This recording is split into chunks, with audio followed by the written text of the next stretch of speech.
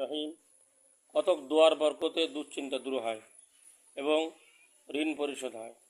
হজরত আবু সাঈদ খুদরি রাদিয়াল্লাহু তাআলা আনহু থেকে বর্ণিত আছে যে এক ব্যক্তি নিবেদন করল, ইয়া রাসূলুল্লাহ সাল্লাল্লাহু আলাইহি ওয়াসাল্লাম, আমাকে বহুবিধ চিন্তা ও ঋণ পরিবেষ্টিত করিয়া রেখেছে।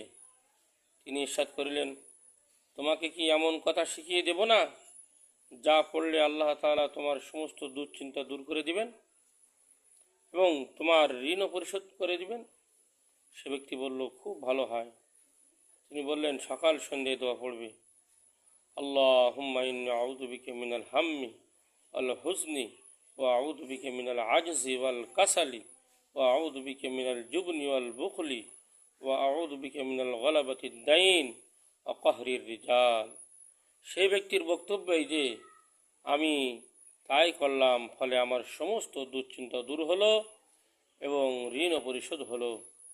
হাদিসটি ইমাম আবু দাউদ রহমতুল্লাহ আলাইহে বর্ণনা করেছেন। আল্লাহ রাব্বুল আলামিন আমাদের সকলকে উক্ত হাদিসের উপরে এবং উক্ত দোয়া মুখস্থ করে আল্লাহ তাআলা আমাদেরকে আমল করার তৌফিক দান করেন। আমিন।